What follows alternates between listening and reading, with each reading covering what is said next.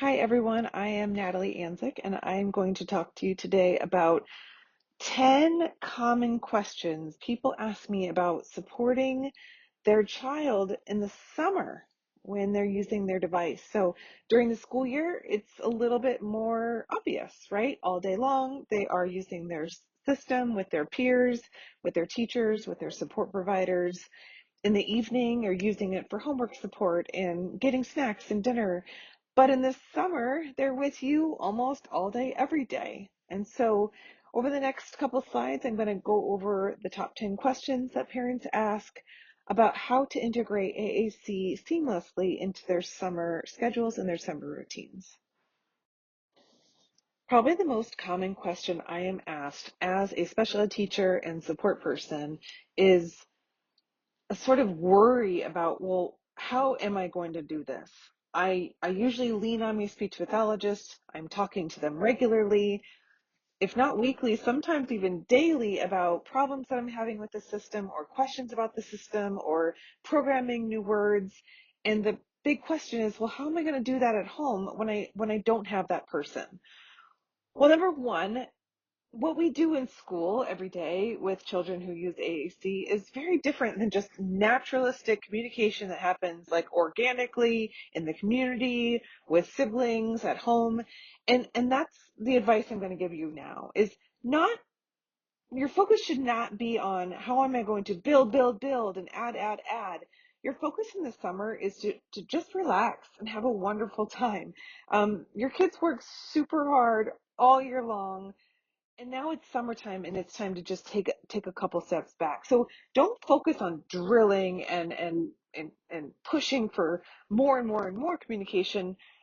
Just focus on having it be just a bigger part of your lives together because you're going to just be spending more time together. Number two, consult with your team before the school year is over.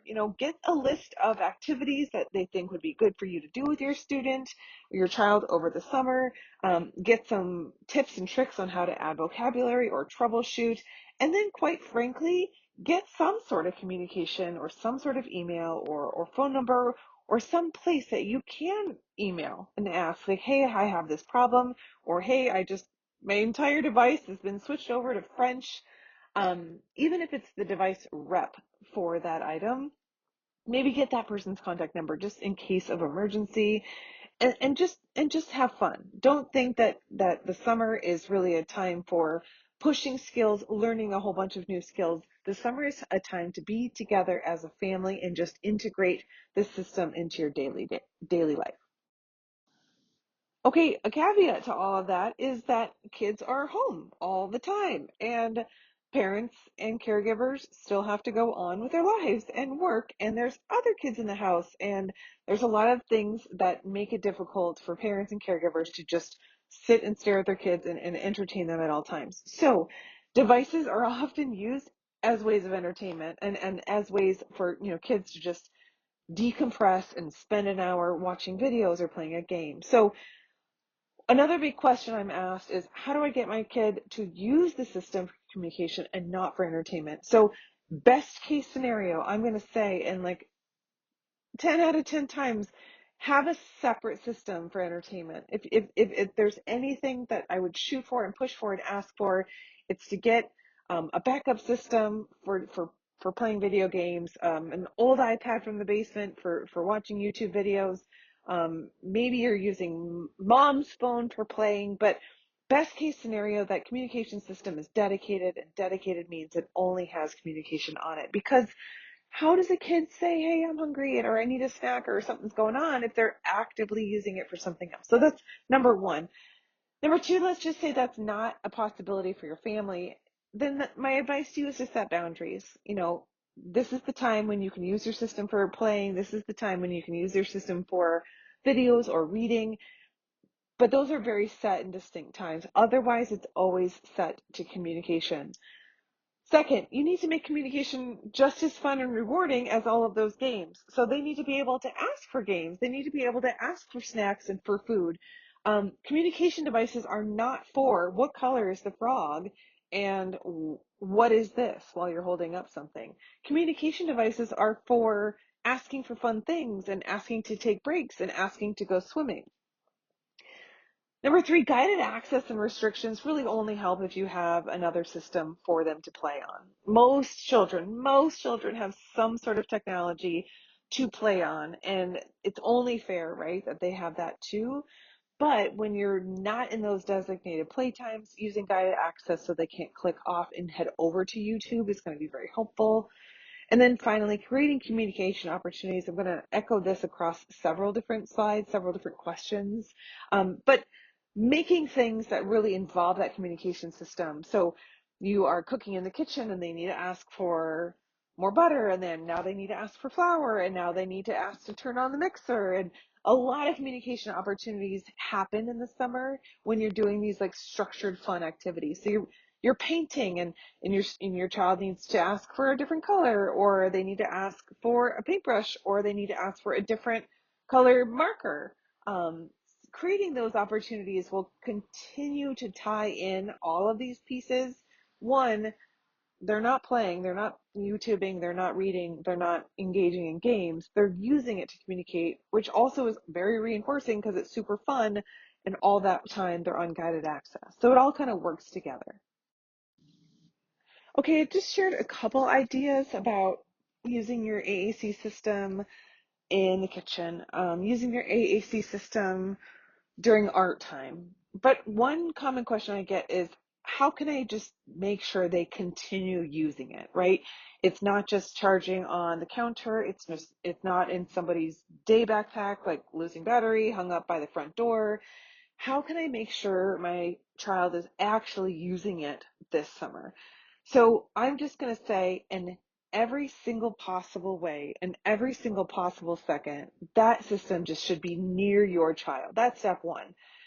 A lot of my research is looking at AAC use in schools, and not surprising, big drops in use when the device is nowhere near the child, right? So I do a lot of observing and watching children and using their device. And when the device is just left somewhere on the counter, charging and in a backpack, obviously that child is not communicating. And so keeping it with them is key.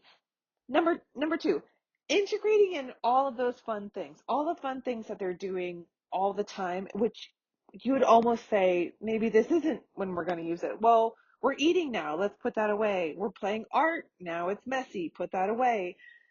Eating and art and outdoor fun, all the times when your system is more at risk to break is when children are talking more, right? Kids at school are often just putting their devices on the bench at PE, and then they're going off because we don't want to break the device because PE is running and there's balls and things are flying.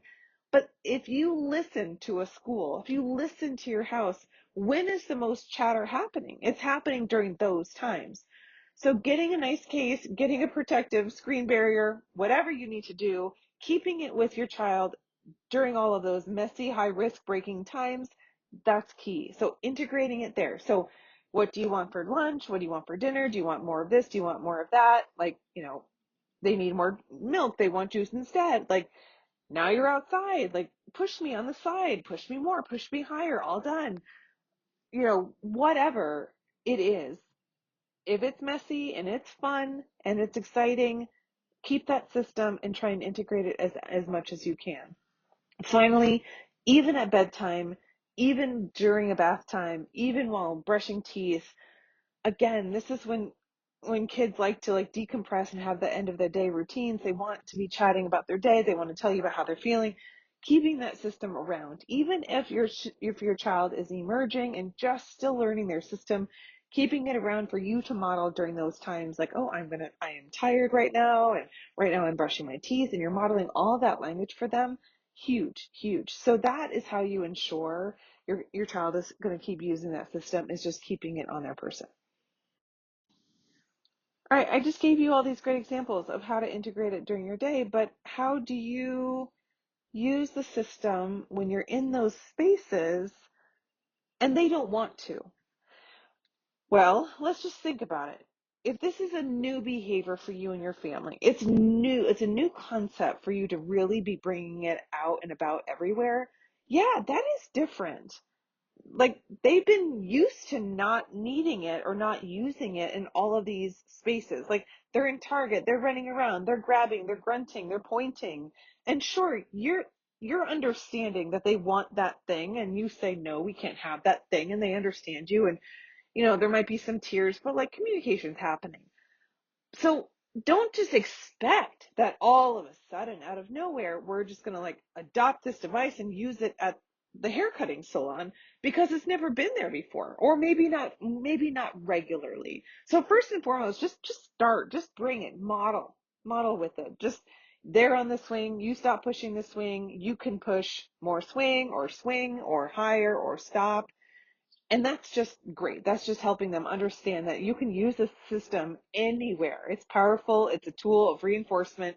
It can be anywhere. But another option is to consider here, maybe a backup system is better. Maybe something that is a little bit lighter, something that's just a laminated sheet. I have in another slide on this presentation some images of children using those really cool, like huge communication boards that are printed and mounted at playgrounds. Those are really great for just general words, but your child might be a little bit different, right? So they might love a specific toy at the recess, playground, whatever yard. So they might need their own. So maybe just make a sheet and print it and laminate it and bring it, and they can just point to you with what they want or where they're going. So a backup system or an easy low-tech system is really, really great. And then finally, any and all communication that you get with and around your child, lots of reinforcement, right? I know it can be annoying. It can be annoying when kids come up to you like, mom, mom, mom, look, mom, mom, mom. But really, when you're teaching a young child or a young emerging communicator the power of their communication system, boy, oh boy, you really need to reinforce all of those communication efforts and all of that communication with you. So even if that means like having to pause your conversation with an adult, and I know it looks weird, like, oh gosh, that dad just like let that kid just race in here and interrupt him, and he reinforced that by stopping our conversation. Sure. But then when you re-engage with that adult, say, hey, yeah, my child is just learning how to use this device for his talker. We're just starting to use more verbal approximations. So yeah, anytime he comes to me, I'm going to give him a little attention. Sorry about that. Can you keep talking? So praising all attempts and all communication support when they're out and about, that's really important. Okay, here's a related question, not necessarily about summer, but just a general question that I'm going to get from a lot of parents, again, not just in the summer, but just all the time. And I thought it was important to put into this slideshow for you because let's just chat about it. You have a child that's refusing to use their AAC device. As a behavior analyst, I'll just tell you a little bit of background, right? If you have a child that is getting all of their needs currently met, everything is kind of working for them without this very cumbersome, literally heavy, complicated system that is going to take them multiple button pushes to get just one sentence out. It's very, very heavy on like how much effort it's going to take for them to get that message out. Why would they ever adopt that? Why would they? Why would they ever go from just like grunting and pointing, and that immediately gets them what they want, to using a system that they have to navigate all these buttons and do all these pushing and do all these things, right? All of us are going to always do the least effortful thing, right? I mean, this is why we pack our gym clothes in our car and have in our front seat to go straight from work. Because if you get home, oh my gosh, the effort to get everything together and like all these other things that are going to keep you from going to the gym, you want to keep your effort low. So number one, using that AAC system for only motivating things. As a behavior analyst, this is my perspective on communication building. It's not about what color is this and what is that and where is this, and asking questions about homework and academics. When I'm trying to get a student or a child interested in their system, I'm using it only for motivating things. I am pushing them on the swing. I am stopping. They're saying more. I push them again. I'm trying to show them that this device, this box, equals wonderful things. So I give them bag of Cheerios. They can't open the zipper. They have to ask for open. I open that zipper for them. Now they're getting their Cheerios. So all of us who have ever had a child is really young. This is how we promote communication among really, really young kids.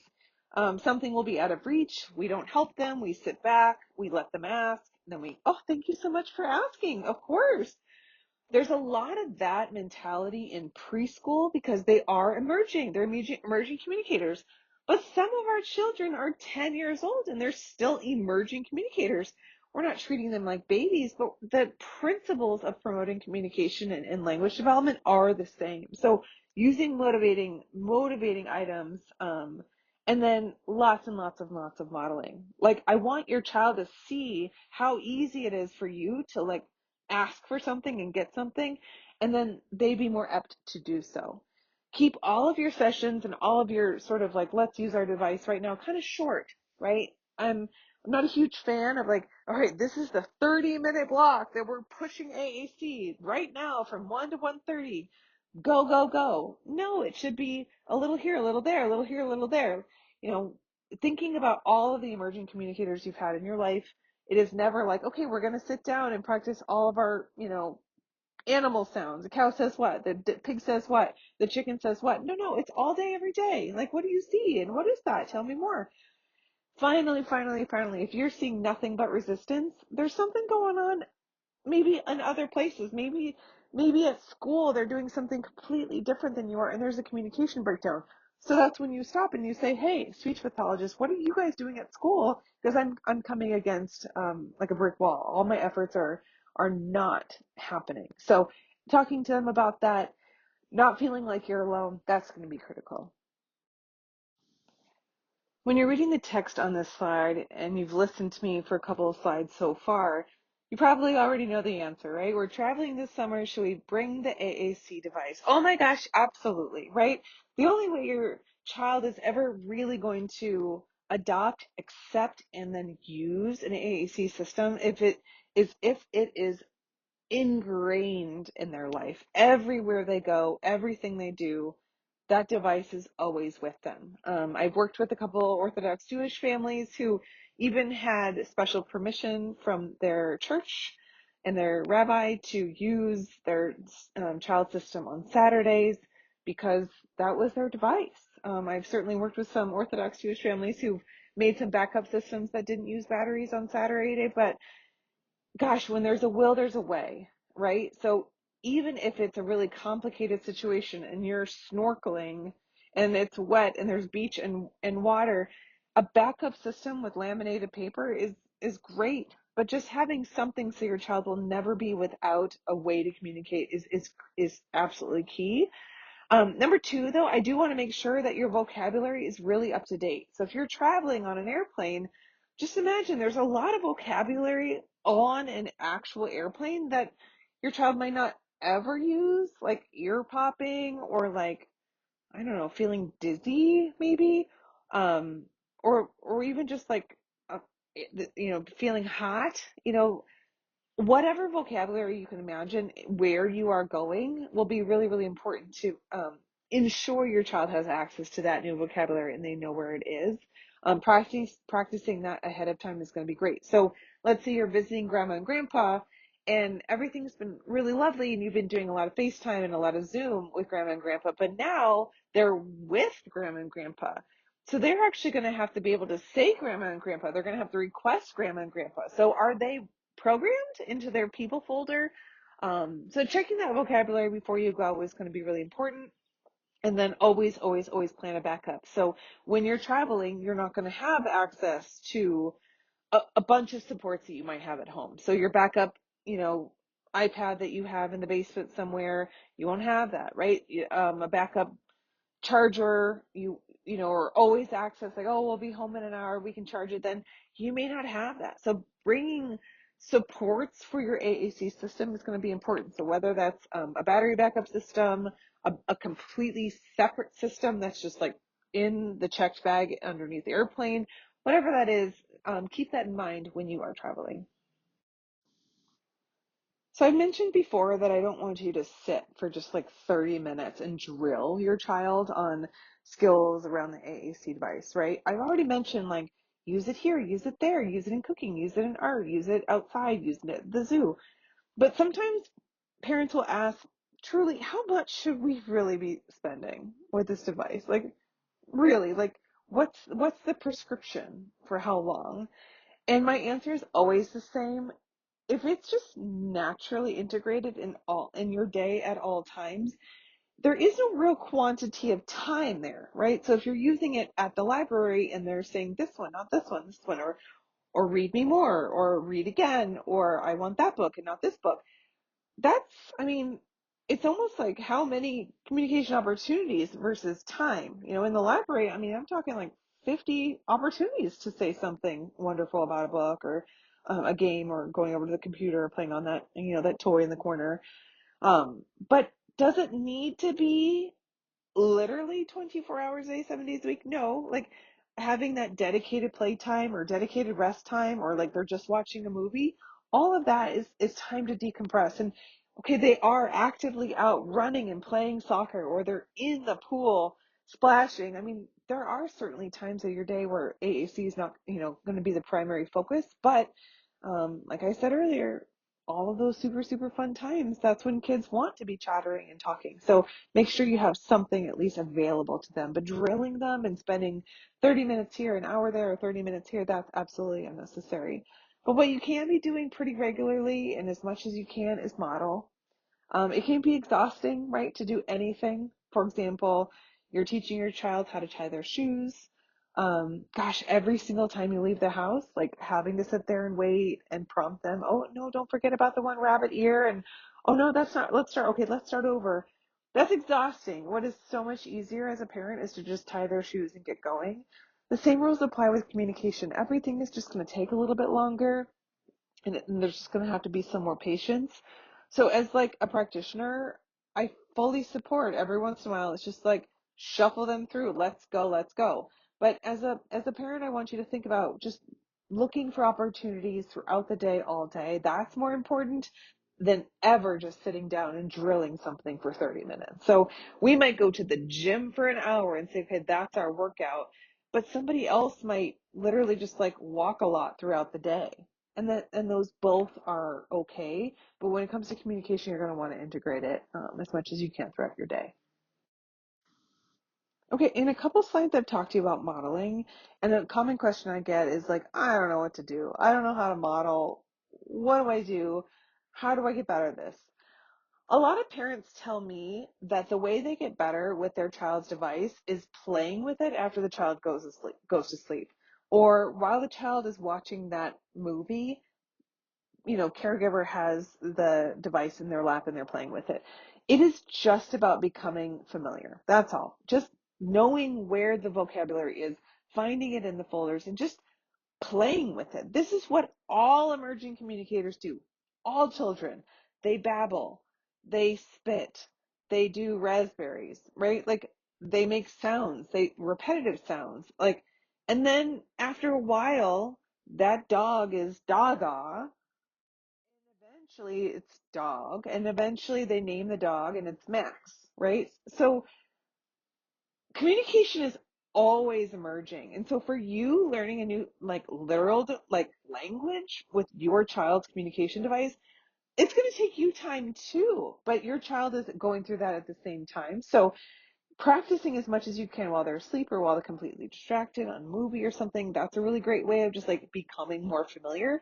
And then it doesn't have to be perfect, right? So if you want to say like more swing, and all in the moment you can find is either more or swing, great, because not everybody talks in full sentences. Like I might even just say to my husband, volume, because TV's really loud, and like he knows what I mean. He knows I mean, hey, could you turn it down? But why we like insist on our children always having these full and complete sentences is beyond me. But that's why I guess I'm trying to empower you. Just model when you can and how you can. The way you're going to get better at that is by practicing. So we start with foods or things that are clearly what they want, and a lot of times that is around food. So Snack time, you have the food page up. There's a lot less navigating. Start there. Just commenting on activities is really fun and cool. Like, just that's fun. It's hot outside. Like, whatever, the water is cold. And then just like set some goals for yourself. I'm a big goal setter kind of person. But maybe your goal is to model so many phrases throughout the day. Maybe that's how you operate. That's not certainly how everybody operates, but you don't have to be perfect. You just need to, try your best. That's all that matters. Oh boy, one of the bigger questions are like, well, what about all the other communication partners, right? So I know how to do this. I'm getting better at it. I'm spending that time, but I've had a lot of parents tell me that their spouse or their partner can't, right? They aren't buying into it as much. They're not as accepting. That can be really, really challenging when you have a pretty consistent communication partner in your child's life who's not on board. Um, Also, we have ABA therapists, we have OTs and PTs and speech pathologists that might come to your home and do some therapy. We have babysitters, we've got respite care, we've got grandmothers and aunts and uncles all like in our child's lives who are big, big, big communication partners. And sometimes it comes down to like, I don't know how to do that with your child, or it also might come down to like, I don't want to, right? Like I he can get his needs met. I don't need that thing.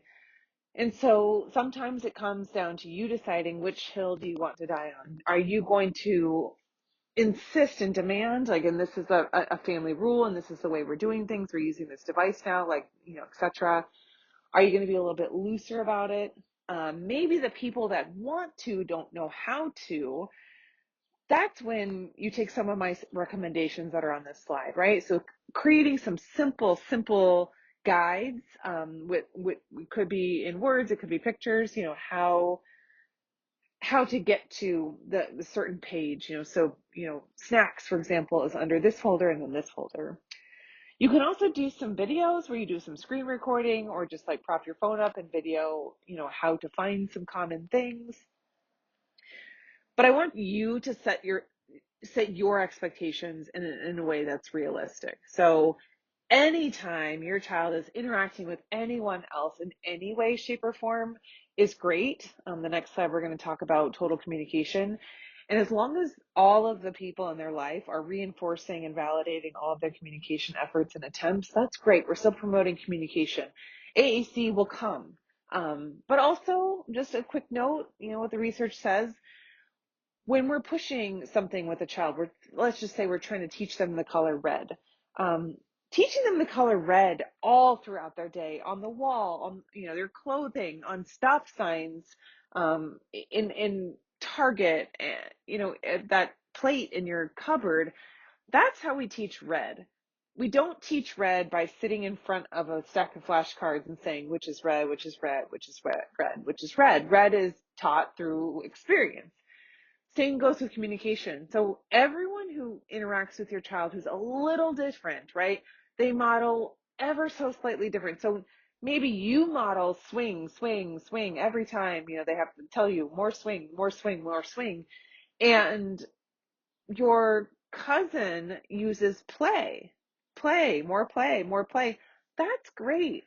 Communication is different with everybody. Everybody has a unique approach, and actually research indicates that when we teach in a little bit less structured way, that's when more learning happens at a faster rate. So it's okay. You don't have to correct people like, oh, no, he's supposed to say more crackers, not just crackers. Maybe just let him say crackers. um Maybe that's okay. Or, oh, he's supposed to say goldfish. Maybe with Aunt Martha, crackers is okay. So having different expectations, and different communication opportunities across communication partners is actually a really great thing. Okay, so I alluded to this, but is it okay if we use different ways of communicating? Is it okay if we use gestures and sign? Is it okay if we use verbal approximations? Absolutely. Total communication is what we all, literally every single person uses. I use total communication with gestures and facial expressions and big, heavy sighs and pointing. I also use total communication by using full sentences, abbreviated sentences, like side conversations that don't make sense, jokes, humor, comedy. We all use like a total communication approach when communicating with the people that we know and trust. Now, on the other hand, if you are really, really, really trying to get your child away from one method that is just not meeting their needs, it only works with you and maybe dad. You and dad are the only ones that really understand all those grunts and points, but nobody else does. It's not serving your child anything beyond the four walls of your home. You really need to push AAC. Like, you really want your child to be able to go to McDonald's and order their meal and not just like grunt and point and do the things, like, because no one at McDonald's knows what that means. In those cases, you and your team may decide we're no longer accepting those other forms of communication. We're only accepting AAC. It's kind of like, you send your, I don't know, your 18-year-old daughter to France to study abroad for a year. The reason why that's so great is because only French is spoken there. It is immersion. And everyone can kind of relate to that. Like, yeah, that's how I learned languages, because I was immersed in it. It was all day. It was on the television. It was communicating in the cab, like it was at the airport. It was everywhere, just French. Whereas if you go somewhere and you're just like with English speaking people all day and you're constantly speaking English, but you are, quote, in France, you're not learning French. So that's the same thing with AAC. If you are continuously using other types of communication, it will make AAC acceptance and adoption slower, for sure. But, when you're in crisis, if you've got a child who engages in challenging behavior, sometimes that isn't the priority, is like, speedy AAC acceptance. And sometimes you will accept some approximations and some gestures at that time. So you and your team have to decide. Again, there's no set rule here. There's no like, okay, well, we've decided as a family we're only using AAC and no one can ever, ever, ever accept anything else. Like I said in a previous slide, everyone doing things just a tiny bit differently is actually like a good thing. So decide as a team, decide as a family, these types of behaviors or these types of communication efforts, we're not going to accept them for now because we really, really, really want to push this other system, just like being in France. Just like being in France and you need to speak French, that's how you learn that language. That's the kind of same concept here, because we're teaching a brand new language, which can be frustrating. It can be hard, but decide as a team and as a family what you want to do. All right, those are my questions. Those are the common questions I'm asked. Those are common questions that I've seen parents ask around summertime and AAC, like basically, how do we get through this without our school support team? My final note here is just have fun. Just have it be a part of your life. Have it be there when you're having meltdowns. Have the device there when you're at the playground. Have the device be just a part of the everyday. Get the best strap, get the best case, have backup systems for at the pool, have backup systems for when you're at the, bounce houses and, trampoline parks. Like, have some way for your child to always communicate, have every second of every day, have something there for them to be able to communicate with you. And then it just becomes a part of the family. Adoption is going to be easier. Acceptance will be even better. And then they'll head back on into the school year with like a lot more skills. Again, we're not trying to teach a whole bunch in the summer. We're just kind of using it. We're just integrating it. We're just accepting it in the summer, and in the summer there's just a lot more opportunity to engage. Think about the school year. There's a lot of quiet time. There's a lot of like, hey, it's time to work, no talking. There's a lot of that all day long, every single day. In the summer there's almost none of that, and it's let's talk, let's talk, let's talk, let's play, let's chat, let's play, let's talk. So continuing to use it all day, every day, and just have as much fun as you can is my final and parting words for you.